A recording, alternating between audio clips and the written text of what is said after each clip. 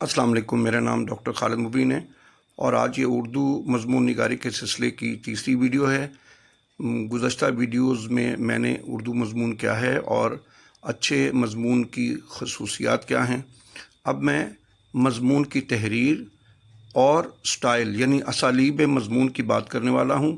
انشاءاللہ یہ ویڈیو بھی آپ کو پسند آئے گی، پسند آئے تو شیئر کیجئے گا تاکہ میرا جو مشن ہے اردو زبان و ادب کی ترویج کا، اس میں اللہ مجھے کامیابی عطا فرمائے اور میری ویڈیو طالب علموں کے کام آئے۔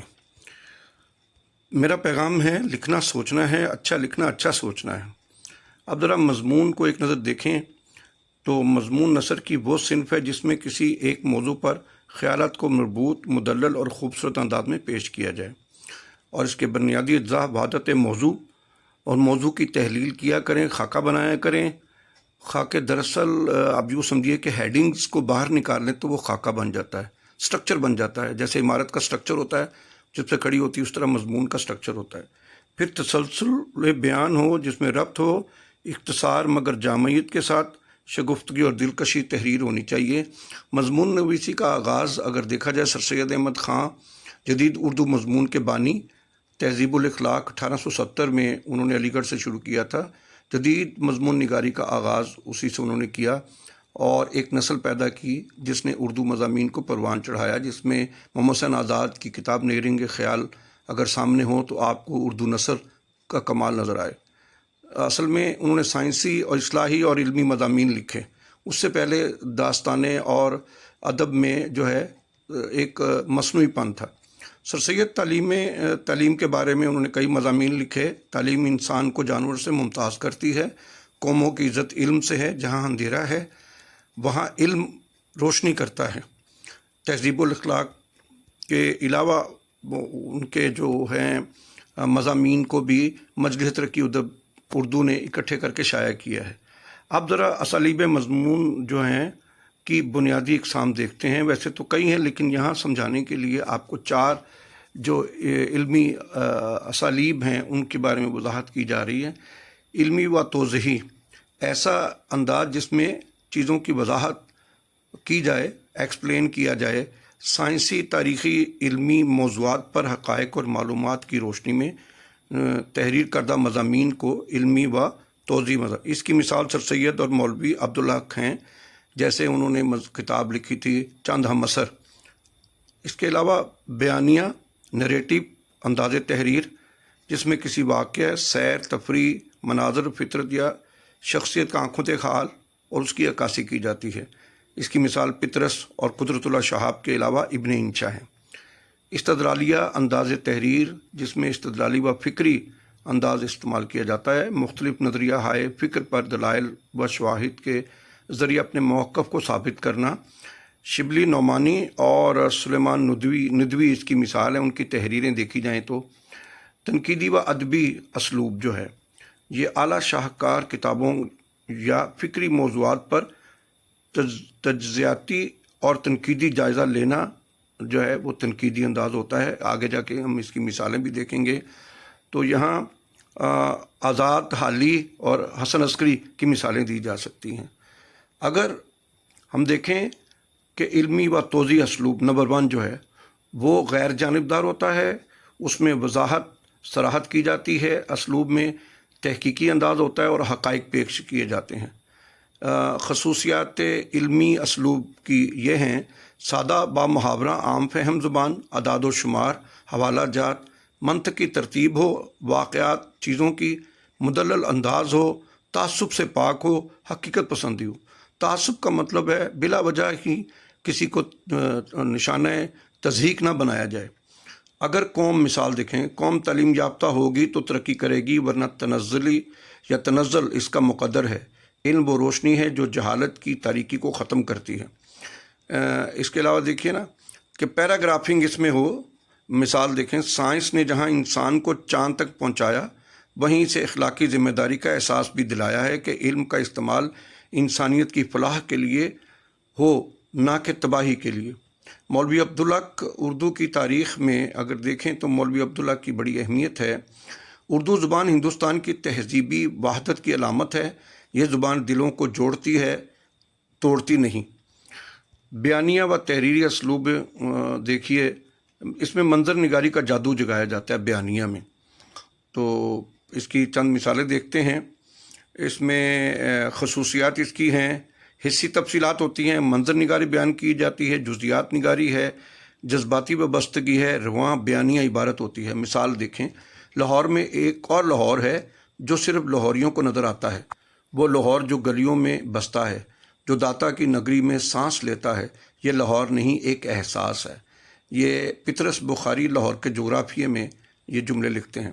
قدرت اللہ شہاب کی تحریر کا انداز دیکھیے، شہاب نامے میں لکھتے ہیں، زندگی ایک مسلسل تلاش ہے، انسان بھٹکتا ہے اور اس بھٹکنے میں اسے منزل ملتی ہے، اصل مسافر وہی ہے جو راستے سے محبت کرے۔ پھر اشفاق احمد کا ایک جملہ دیکھیے، وادی سفر نامہ ان کا میں، وادی سوات میں صبح ایسی اترتی ہے جیسے کوئی دلہن شرماتی ہوئی آئے، ہر پھول سلام کرتا نظر آتا ہے۔ اور ابن انشا کی تحریر کا نمونہ دیکھیے، چین کا چائے کا پیالہ، چین کا چائے خانہ ایک ایسی دنیا ہے جہاں وقت رک جاتا ہے اور صرف خوشبو بولتی ہے۔ تیسرا استدلالی اسلوب نگارش جو ہے، اسے استدلالی و فکری اسلوب نگارش کہتے ہیں۔ فکری اسلوب کی جو خصوصیات ہیں ذرا دیکھ لیجئے کہ دلیل و برہان اور منطقی ربط ہو، اور قرآن و حدیث کے حوالے ہوں، تاریخی شواہد ہوں، عقلی استدلال ہو، یہ فکری اسلوب کے ستون ہیں۔ اور اس کی چند مثالیں دیکھتے ہیں ہم۔ سر سید احمد خان تہذیب الاخلاق میں لکھتے ہیں، قوموں کی اصلاح کتابوں سے نہیں بلکہ عمل اور کردار سے ہوتی ہے، مگر کردار کی بنیاد تعلیم ہے، تعلیم وہ چراغ ہے جو قوموں کو اندھیروں سے نکالتی ہے۔ شبلی نعمانی علم و عقل میں لکھتے ہیں، عقل وہ چراغ ہے جو نقل کی اندھیری راہوں میں روشنی دکھاتا ہے، تقلید اندھی ہوتی ہے، تحقیق آنکھ والی ہوتی ہے۔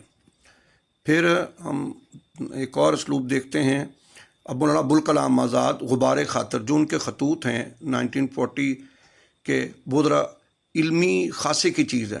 انسان کی سب سے بڑی آزادی اس کی سوچ کی آزادی ہے، جسے کوئی زنجیر نہیں پہنا سکتا۔ غلامی جسم کی ہوتی ہے، ذہن کی نہیں، ذہن آزاد ہو تو قوم آزاد ہے۔ اب ہم ایک اور دیکھتے ہیں، سید سلیمان ندوی کے دو جملے، تاریخ صرف واقعات کا مجموعہ نہیں بلکہ عبرت کا خزانہ ہے، جو قومیں تاریخ سے نہیں سیکھتیں وہ خود تاریخ بن جاتی ہیں۔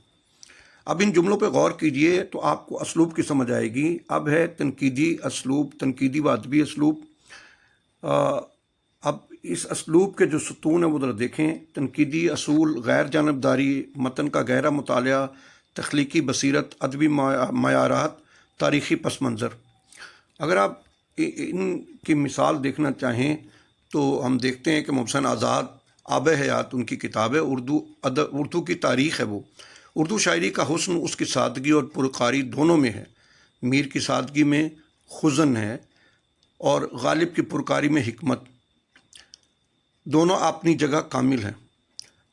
حزن مایوسی اور دکھ کے معنوں میں استعمال ہوتا ہے۔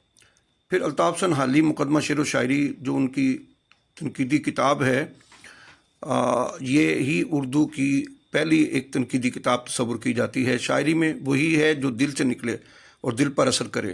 شاعر کا کلام قوم کی اصلاح ہے، نہ کہ صرف الفاظ کی جادوگری۔ شاعری آئینہ ہے۔ پھر ہم دیکھتے ہیں کہ محمد حسن عسکری لکھتے ہیں، ادب کا کام زندگی کے ترجمانی ہے، نہ کہ زندگی سے فرار۔ ادب سچ بولتا ہے، چاہے وہ سچ کڑوا ہی کیوں نہ ہو۔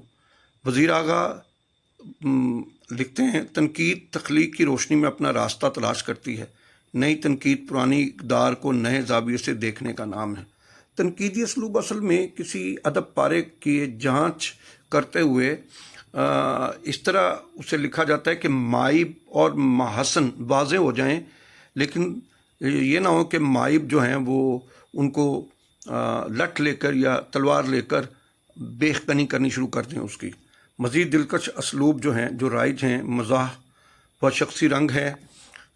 اس کی مثالیں چند دیکھتے ہیں کہ مزاحیہ جو ظریفانہ انداز ہے پطرس بخاری کا، ہاسٹل میں واش روم کا نلکا اتنا ہی وفادار ہوتا ہے جتنا الیکشن سے پہلے لیڈر وعدہ بہت کرتا ہے، پانی کم دیتا ہے۔ یہ پطرس کے مضامین سے ہے ٹکڑا۔ مشتاق احمد یوسفی چراغ طلب میں لکھتے ہیں، آدمی کو جوتے کی طرح ہونا چاہیے جو دوسرے کو کاٹے نہیں بلکہ اسے چلنے میں مدد دے۔ آدمی کو انسان بناتا ہے۔ یہ اسلوب دیکھیے کتنا زبردست ہے۔ لاہور کی بارش میں ابن انشا اردو کی آخری کتاب ہے، ایک چھوٹی سی کتاب ہے، بہت دلچسپ ہے۔ لاہور کی بارش میں بھی ایک تہذیب ہے، وہ بارش جو مال روڈ پر برستی ہے اور انارکلی میں بھیگتی ہے، ہر بوند میں لاہور بولتا ہے۔ اور رشید احمد صدیقی گنج ہے گراں مایا مضامین ہے جس میں لکھتے ہیں، استاد وہ ہے جو شاگرد کے دل میں سوال پیدا کرے، جواب تو کتابیں بھی دے دیتی ہیں، سوال سوچ پیدا کرتا ہے۔ اردو کے عظیم مضمون نگار اور ان کے شاہکار جو ہیں وہ سر سید تہذیب الاخلاق کے علمی مضامین ہیں۔ پطرس بخاری کے مضامین 1928 میں مزاحیہ و بیانیہ اردو مزاح کا شہنشاہ ہیں یہ۔ محمد حسین آزاد آب حیات تنقیدی و تاریخیہ اور نیرنگ خیال ان کی نثر کی کمال کتاب ہے، جس میں وہ تخیل کی بنیاد پہ بہت حسین نثر لکھتے ہیں۔ مشتاق احمد یوسفی حاکم بدہن زرگزشت ظرافت کا امام ہے وہ۔ الطاف حسن حالی مقدمہ شعر و شاعری میں نے ذکر کیا ہے۔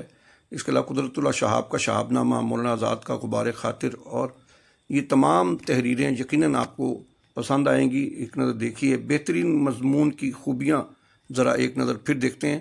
وحدت خیال ہو، ایک موضوع پر گہری نظر ہو، اچھا مضمون ایک ہی نقطے پر مرکوز رہتا ہے، بھٹکتا نہیں، جیسے حالی نے شاعری کی اصلاح پر زور دیا ہے۔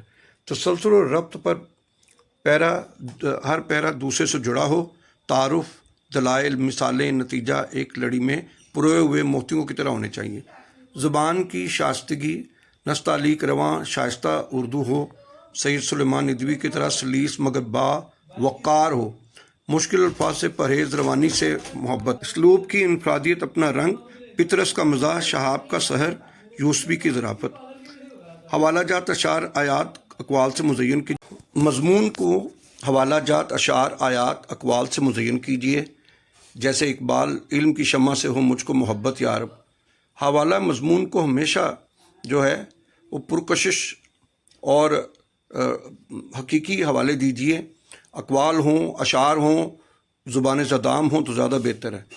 اصل میں آپ کی تحریر آپ کی پہچان ہے، لہٰذا آپ تحریر کو لکھنے کے بعد اسے بار بار جو ہے وہ صاف کیجیے، اس کی املا اور فکری غلطیوں کو دور کیجیے۔ لکھو کہ تمہارے لفظ زندہ رہیں، پڑھاؤ کہ تمہاری سوچ زندہ رہے۔ قلم تلوار سے زیادہ طاقتور ہے جب وہ سچ لکھے۔ ڈاکٹر خالد مبین کو اجازت دیجیے۔ پاکستان زندہ باد، شکریہ، اردو زندہ باد۔ انشاءاللہ اگلی کسی ویڈیو میں آپ سے ملاقات ہوتی ہے۔ انشاءاللہ امید ہے کہ یہ ویڈیو بھی آپ کو پسند آئے گی۔